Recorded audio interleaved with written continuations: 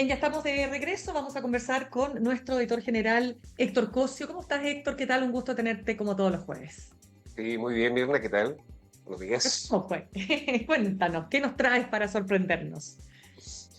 Mira, hoy día traemos una segunda parte, lo tenemos en Ujú. titular de portada del diario en este minuto, de la encuesta en escáner social, en el cual el mostrador está haciendo el apoyo estratégico, una encuesta elaborada, pues ya lo dijimos, al comienzo de esta semana, está siendo elaborada por Fibra y por Gemini, y aquí hay un elemento que nos parece interesante. Sabemos que hoy está toda la corriente, toda la fuerza y toda la energía puesta en ir midiendo a los candidatos presidenciales, ¿no? Pero hay elementos que creemos nosotros que son tan importantes o incluso más importantes de medir.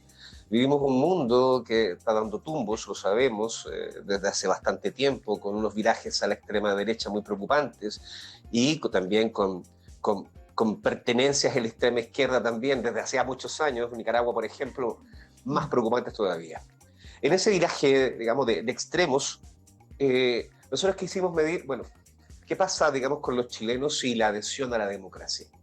Este tema no es menor porque sabemos que hay muchas críticas, ¿no? Creemos también que había que tratar de ver si es un mito esto o no de que la democracia está en crisis.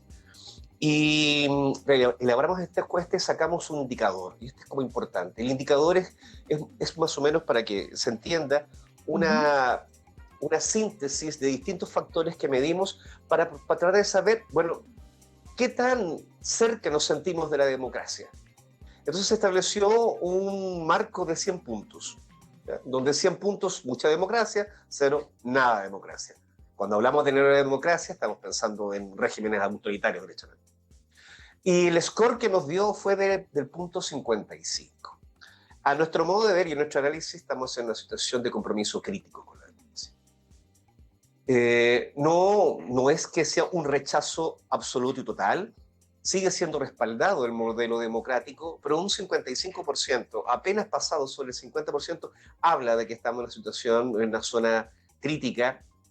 eh, y yo creo que ahí hay diversos factores. Lo primero es eso. Eh, la democracia se mantiene todavía, pero está tambaleando. Y eso clama medidas urgentes como aumentar, digamos, la confianza y la satisfacción. Y aquí brevemente te doy algunos indicadores que a mí Ya. me llaman mucho la atención. Invito a la gente que nos escucha a que Ujú. lea la encuesta. Hay muchos factores que tratamos de medir. Eh, Medimos, por ejemplo, qué tan cercano se sentía de la democracia, y respecto de eso, el promedio nacional es del 75%. Ujú. Eso es bueno, es decir, la gente todavía cree en un 75% que la democracia es mejor que el autoritarismo. Pero cuando les preguntamos qué tan satisfechos están con la democracia, ahí empiezan a surgir voces que son bastante interesantes de analizar. Apenas un 26%, Mirna, de nuestra población, al menos de lo que nosotros hemos encuestado, se manifiesta satisfecho. Y dentro de ese grupo, y esto creo que da para análisis Ya. sociológico, hay un grupo que es el grupo de los adultos mayores, los mayores de 60, 65 hacia arriba, que uno podría ubicarlos en personas que tienen experiencia a lo largo de muchos procesos políticos. Probablemente muchos de ellos vivieron parte de la Unidad Popular, claramente estuvieron en dictadura, vivieron el retorno a la democracia. Y hoy día esa gente que durante mucho tiempo, me imagino, un parte importante de ellas, apostaron por proyectos políticos, tanto de derecha como de izquierda. Proyectos políticos no como los de ahora, que son contingentes, que son del día a día, que no importa lo que digamos porque el otro día se borra. No, Ujú. cuando los proyectos políticos se miraban a largo plazo, se pensaba en una transformación de la sociedad, hoy que no se piensa. Esa gente, miren, Ya. eh, es la más desencantada con la democracia. Yo creo que es un, y quiero reparar en eso, creo que ese elemento es muy digno de analizar, porque puede ser aquí, podríamos estar viviendo la síntesis, digamos, de qué es lo que nos está pasando como sociedad. Ya. Cuando un adulto mayor, que como te decía recién, ha tenido todas estas experiencias políticas y hoy día sigue respetando la democracia, pero claramente es el grupo que más insatisfecho se siente con la democracia, que no se siente tampoco y muy llamado a votar, eh, algo pasa, y algo pasa importante. Otro grupo que hay que ponerle atención es el grupo de, 8 a 20, de 18 a 29 18. años. También Totalmente. demuestra una poca cercanía por la democracia. Pero eso está en transformación porque en ese grupo al menos se aprecia entre los encuestados una intención clara por participar de la política. Su intención de votar en las elecciones es altísima. Entonces, si te Ya. ves, son dos formas distintas. Los dos sienten que la democracia no satisface sus necesidades, pero unos tienen una posición activa y los otros claramente están muy, pero muy desencantados. Hay que tenerlo en cuenta. Sí, muy importante ese punto también, porque efectivamente lo que tú dices en ese sector y en ese segmento, no solo en el tema con la democracia, sino que la misma encuesta te muestra adhesión a grupos más extremos, por ejemplo, particularmente la ultraderecha, ¿ah? O sea, como que replicándose un fenómeno que ya lo hemos visto en otras partes del mundo, como para ponerle atención. Sí, Héctor, sí. vamos a lo que tiene que ver con la política y ya la aparición de dos figuras que son muy clave dentro del Frente Amplio, como Beatriz Sánchez, que deja la embajada en México de representación de Chile, y Tomás Bodanovich, que se suman y se integran este fin de semana al comando de Gonzalo Vinter. Sí, eso es interesante. Igual esto es una jugada estratégica, parece ser bien pensada, sobre todo, digamos, por un soporte también de pesos numéricos. ¿Por qué? ¿Por qué? Porque tanto Beatriz Sánchez como Tomás Bodanovich fueron los primeros explorados en tomar la posibilidad de afrontar una primaria en el oficialismo. O sea, son rostros que en términos comunicacionales, en términos de adhesión política, representan más al sector que el propio Gonzalo Vinter. ¿Sí? Sabemos que Vinter puede haber llegado, tiene competencia, no cabe duda, pero llega también como una suerte de descarte, ¿no? De falta de, como le dijimos en su minuto, de elenco.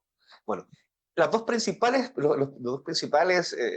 figuras de este elenco frente amplista son precisamente Beatriz Sánchez y Tomás Bodanovich. Y Beatriz Sánchez llega a fortalecer el equipo comunicacional, es decir, llega como la principal vocera. Eh, yo creo que esto igual tiene una doble intención. Ella creo que llega el viernes y el día sábado ya asume sus nuevas funciones dentro de la campaña de Gonzalo Vinter. Eh, Creo que efectivamente llega a lo que le están proponiendo, pero pienso que detrás hay una mirada de más a largo plazo. Eh, Llega también para aumentar su figuración pública, porque eh, es muy probable que se presente una candidatura senatorial. Se ha escuchado hablar del Maule, se ha escuchado hablar de la Araucanía. Entonces ahí tenés un doble propósito. Y en el caso de, de Tomás Bodanovich, yo creo que ahí también hay una figura muy, muy clave. También llegaría a asumir vocerías. ¿Y por qué es importante? Porque el arrastre que tiene no solo en Maipú, sino también el conocimiento público y la valoración positiva que tiene Tomás Bodanovich, lo hace ser una carta muy atractiva para poder sortear la primaria. O sea, en el caso, digamos, de Gonzalo Vinter, tiene un discurso claro, tiene rastro dentro del partido, pero queda ahí. Eh, las simpatías que despierta Tomás Bodanovich le dan un aire de frescura al Frente Amplio que está bastante desgastado. Entonces, pienso que ambas jugadas son jugadas interesantes que hay que ir viendo, digamos, cómo se van desarrollando. Eh, Ahora, estamos en momentos que yo creo que son clave estas figuras de apoyo, y esto lo quiero conectar también, escuchaba la conversación que tenía recién con el analista de Imagen Acción, con la figura también de Diego Paulsen. Son figuras de una generación política similar con la de Tomás Bodanovich, similar con la del presidente Boric. Eh, y yo creo que en ese espectro político, tanto de la derecha a la izquierda, lo que se ha visto en último tiempo es muchos errores feísimos y de múltiples naturalezas, tanto en la izquierda frente amplista, en el gobierno principalmente, y también en Chile Vamos. Entonces, tengo la impresión de que estas figuras lo que tratan de hacer, lo que van a tratar de hacer es oler mejor el ritmo político, tratar de darle, no sé si darle una visión programática, pero sí un poco sentir más esta cosa que es tan rápida, ¿no? Y tan inasible como es la política de las redes sociales del mundo de hoy. Creo que ambas figuras llegan un poco a mirar eso, porque las redes sociales no solamente es un espacio para poder decir cosas. Hay muchos que algunos, digamos, lo respaldan, otros lo rechazan, pero es una plaza pública. Es una plaza pública donde se habla, donde se dice, donde se sacan cálculos, donde se idean estrategias, y yo creo que esas hay que leerlas bastante bien, porque la posibilidad de cometer errores políticos en estos momentos, sobre Mm, todo Matei, ¿no? Que lleva ya claro, 9 años total. siendo candidata, Ya lo es de sabemos, altísimo, altísimo riesgo.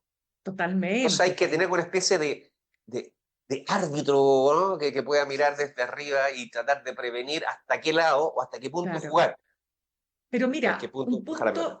un punto que te hago un alcance que lo hablábamos justamente con Ignacio Imas de Imaginación, y es el tema de que efectivamente Diego Paulsen puede representar una generación, la generación sub 40, no tener los traumas del pasado de las derechas o de las derechas, pero no es una persona conocida, así que tú puedes decir, oye, Tomás No, Bodanovich, te pongo el ejemplo. no, Llama la atención, te lo digo. Ahora, uno no, dirá, está bien, porque ¿cómo va a tener la candidata a alguien que le haga sombra? Pero, no mira, sé. yo creo que es importante analizar otra cosa también en el caso Sí. de la derecha. Ciertamente llega esta figura con lo como tú dices, ¿no? Y como lo estoy pensando yo, que creo que es Ujú, una figura que podría darle una lectura a la política, al momentum político. claro. Tal vez que Matei, ahora que Matei lo escuche o no lo escuche, será otro tema, o el liderazgo que él pueda tener, digamos, sobre los otros miembros de la campaña también va a ser una cosa difícil. Pero sabes que yo me haría otra pregunta, porque Bueno, cuando llegan refuerzos, ¿no?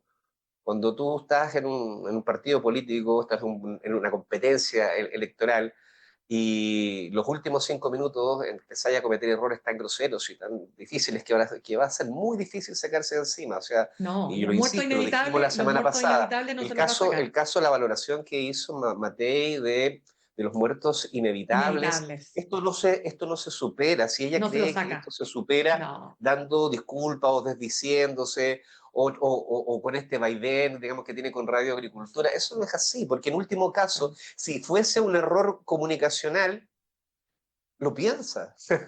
Ya solamente el hecho de que un candidato presidencial piense y que tiene aspiraciones presidenciales que asesinatos masivos estaban bien, eran inevitables, no se lo va a sacar diciendo que esto es un error comunicacional.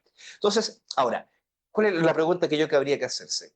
Esta gente llega a reforzar el equipo de Matei, pero la pregunta es quién lo hizo mal dentro.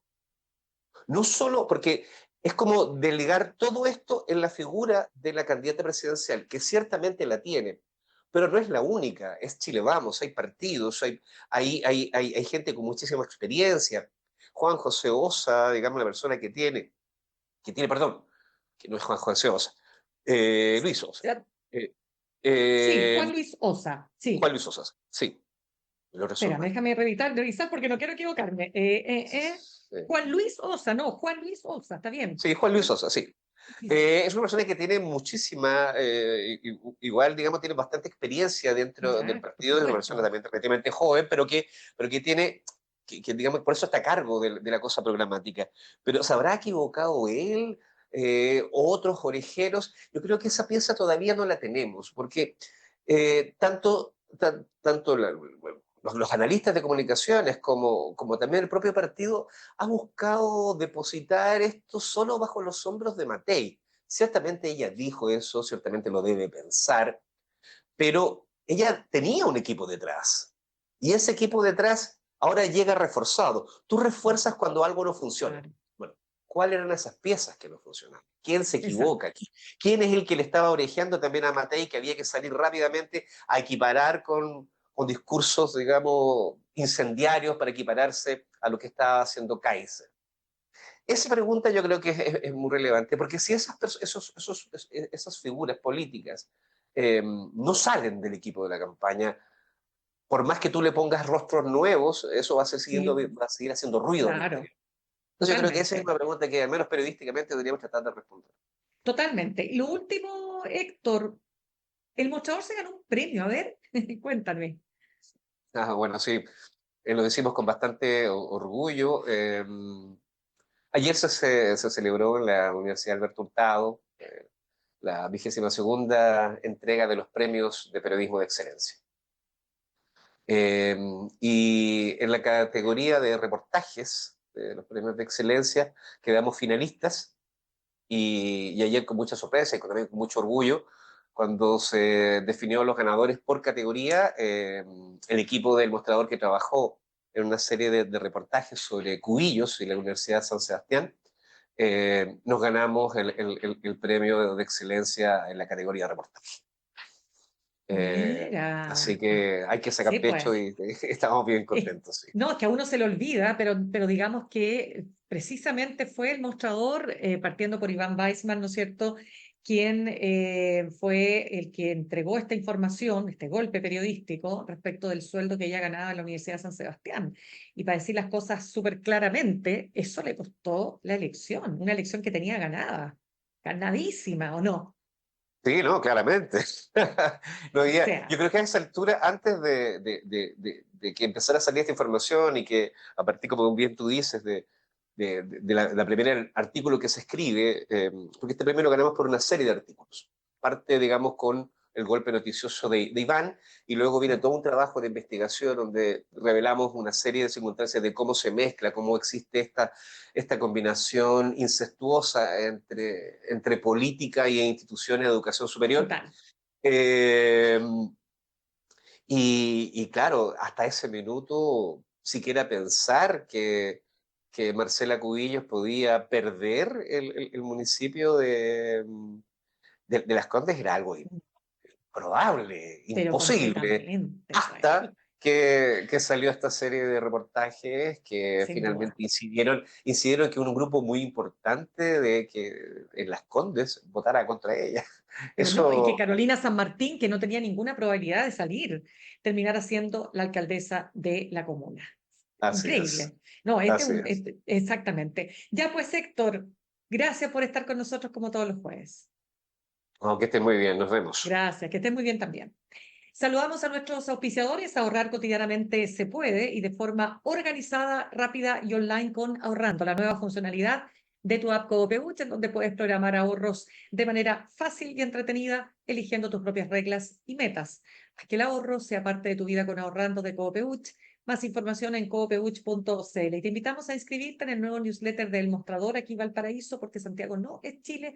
Las noticias con identidad propia de la región todos los lunes en tu correo. Bien, pues cerramos y los dejo con Fran Castillo, sin tapujos, una conversación.